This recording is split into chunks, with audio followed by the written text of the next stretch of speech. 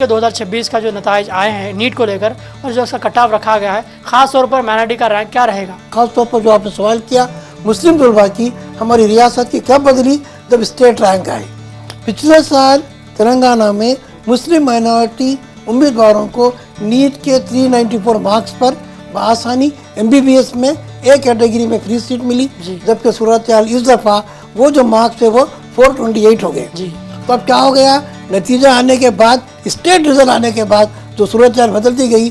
अब जो बच्चे मुतमईन थे, खुश थे कि हमको मार्क्स आ गए हैं 400 से ऊपर वाले, लेकिन 400 या 390 से लेकर 425 के बीच में जितने तलबा आ गए उनमें तशवीश बढ़ गई जब उनको ये मालूम होगा कि उनका दाखिला मुमकिन नहीं है। तो कैंडिडेट को मशवरा है, ख़ास तौर पर बॉर्डर वालों का, कि वो MBBS की, BDS की पूरी काउंसलिंग अटेंड करें, फर्स्ट फेज से लेकर फाइनल फेज तक, एडिशनल मार्कअप तक और इसके वैकेंसी तक। नाजरीन आदाब, सियासत TV के तालीमी प्रोग्राम सियासत कैरियर गाइडेंस में आपका इस्तकबाल है। मैं हूं आपका मेज़बान मोहम्मद मुनीर और मेरे साथ मौजूद है माहिर तालीम MA हमीद। नाजरीन, आज हम बात करेंगे 2026 के जो नताइज आए हैं नीट के हवाले से, उसमें क्या कट ऑफ रखा गया है और ख़ास तौर पर मुस्लिम माइनॉरिटी के लिए जो रैंक दिया जाता है उसके हवाले से हम बात करेंगे। सर, ये बताइए कि 2026 का जो नताइज आए हैं नीट को लेकर और जो उसका कट ऑफ रखा गया है, ख़ास तौर पर माइनॉरिटी का रैंक क्या रहेगा? तेलंगाना स्टेट में नीट रीनीट के बाद सूरत हाल हमेशा बदलती जा रही है। पहले एग्ज़ाम हुआ 3 मई को, बच्चों ने मार्क्स लाया, फिर एग्ज़ाम कैंसिल हो गया, फिर रीनीट हुआ। रीनीट के बाद की आई, जब सूरत हाल अलग थी। की के बाद ऑल इंडिया रैंक और NTA का रिजल्ट आया। लेकिन सूरत हाल तेलंगाना की, खास तौर पर जो आपने सवाल किया मुस्लिम तलबा की, हमारी रियासत की कब बदली जब स्टेट रैंक आए।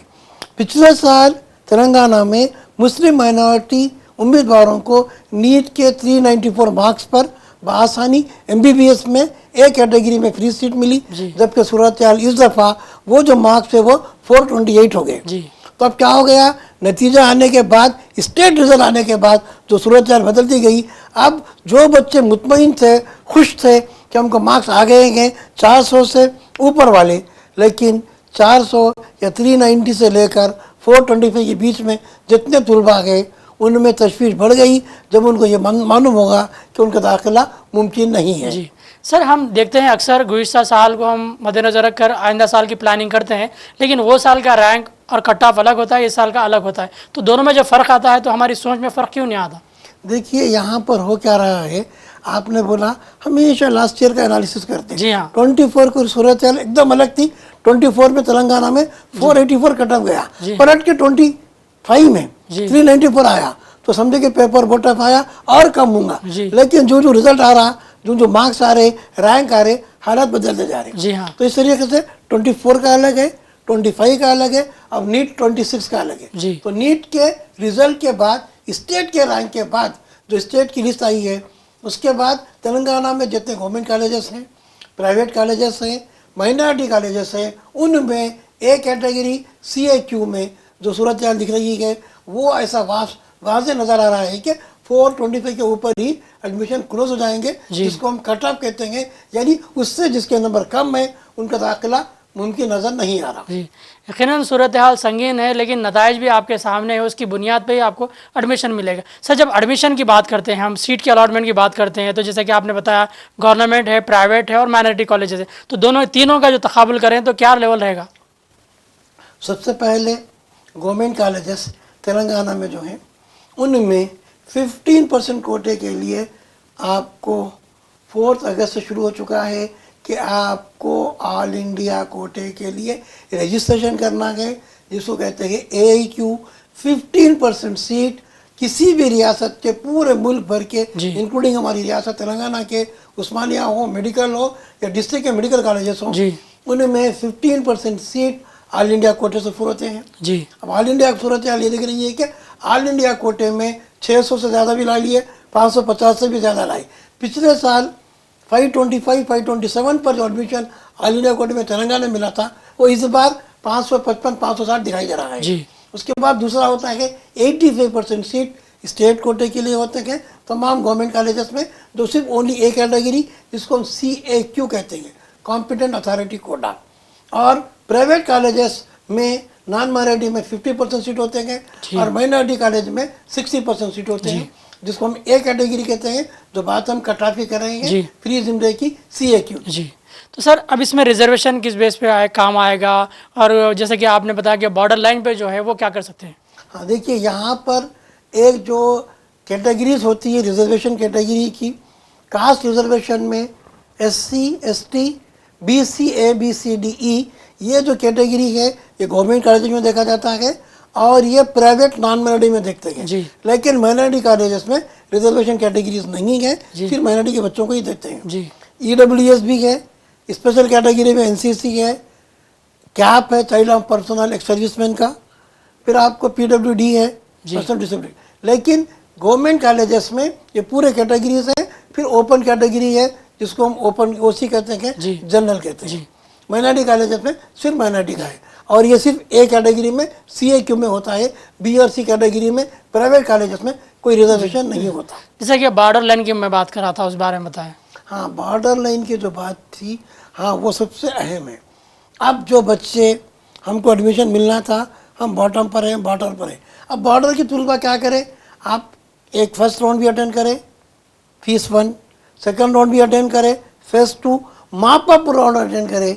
बस तुलबा माप अप नहीं करते, किसी दूर वालों को सीट मिल जाती है और बाज़ दफ़ा सीट वैकेंट आपको नहीं बताता, लेकिन सीट वहाँ पर वैकेंट रहती है, ये माप अप करने पर मिल जाता।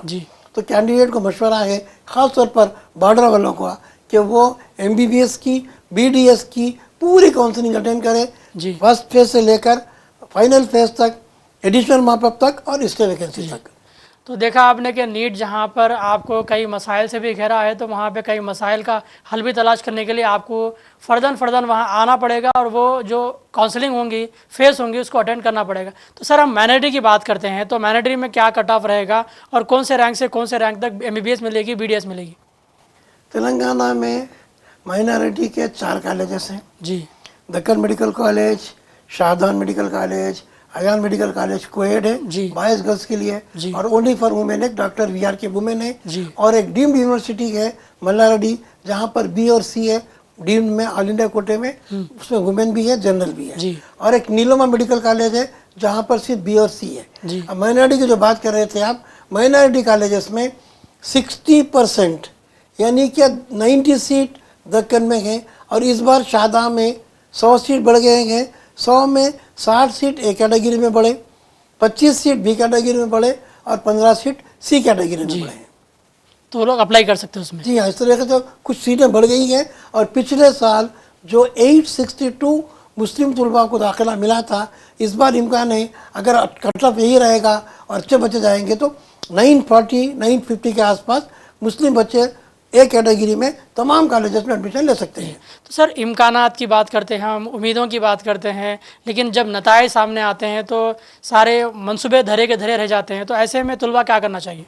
देखिए, ये ऐसा हो रहा है कि तलबा एक उम्मीद बांधे रहते हैं, लेकिन उनकी उम्मीद पर जब पानी फिर जाता है, जब उनको ये पता चलता है कि हमारा दाखिला नहीं हो रहा है, चूँकि ये कट ऑफ की जो बात है, एक अहम चीज़ देखने में क्या आई, नताइज के बाद हम लोग जो एनालिसिस किए, 500 से 600 के बीच में 90,000 स्टूडेंट हैं। जी। अब जो बच्चे मार्क्स लाए टॉप में ज़्यादा हैं। अभी देखिए 400 की जो बात करें, एक मार्क्स के पूरे इंडिया में 2000-2500 बच्चे हैं। जी हाँ। तेलंगाना में 40-50 बच्चे सेम मार्क्स से, किसी को अगर 430 आए, 430 के 12-15 बच्चे हैं, किसी को 450 है, 450 के 20-25 बच्चे हैं। इस तरीके से सेम मार्क्स से बच्चे बहुत ज़्यादा रहने से कंपटीशन बढ़ गया, सूरत हाल बदल गई। तो सर मैं आपसे आखिरी एक सवाल करूंगा, ये बताइए कि अब नीट का नताइज हमारे सामने है, क्या करना है इसमें और क्या होना चाहिए? देखिए, मैं तलबा को, ख़ास तौर पर उन तलबा को जिनका दाखिला यकीनी है, उनको दिल की गहराइयों से मुबारकबाद देता हूँ। और जो बॉर्डर लाइन पर है या जो बिल्कुल चाहते हैं, उनके सामने 4 ऑप्शन है। उनके अगर इंटरमीडिएट में बहुत अच्छे मार्क्स हैं तो उनके लिए दूसरा ऑप्शन होता है, वो पैरामेडिकल कोर्सेज में BPT ABLT कर सकते हैं। MCET में अच्छा रैंक है तो BSc nursing, B pharmacy, pharma D कर सकते हैं। और AHS जो आया है, अलाइड हेल्थ साइंसेस, उसके लिए भी कीजिए, क्योंकि अभी काउंसलिंग बाकी है। MCET की फार्मेसी की काउंसलिंग होना है, AHS की होना है, BPT ABLT की होना है। दूसरी बात, जो तलबा रैंक करीब लाकर चले गए वो काउंसलिंग अटेंड करते रहे। अगर किसी के पास कैपेसिटी है कि वो पे कर सकते हैं तो उनके लिए बी कैटेगरी होता है जिसको मैनेजमेंट कोटा कहते हैं। मैनेजमेंट कोटे में भी 85% लोकल है, 15% नॉन लोकल है। जैसे अगर 37 सीट दक्कन में है तो 6 सीट नॉन लोकल के लिए है और 31 सीट लोकल के लिए है। और सी कैटेगरी जो है वो उसकी फ़ीस बहुत ज़्यादा होती है, बी का डबल होता है। जो कैपेसिटी रखते हैं वो उसके लिए अप्लाई करें। यकीनन सूरत हाल संगीन है, लेकिन जो आपके नताइज है जिसके बुनियाद पर आप एडमिशन ले सकते हैं, काउंसलिंग अटेंड कर सकते हैं, फेज़ वाइज आप जो है इनरोल कर सकते हैं, तो वो ज़रूर करें। कोई भी मौका ऐसा है जो मिस ना करें, बल्कि उसके साथ साथ आगे बढ़ते रहें। कुछ आपके सवालात है तो इनबॉक्स में ज़रूर दें। और रोज़नामा सियासत में सुबह 11 था शाम 7 बजे के दरमियान एम से मुलाकात करें, अपने सवालात सामने रखें, अपने मुस्तक़बिल को संवारें। फ़िलहाल मोहम्मद मुनीर को और माहिर तालीम को इजाज़त दें और देखते रहें सियासत टीवी प्रोग्राम सियासत कैरियर गाइडेंस। अल्लाह हाफ़िज़।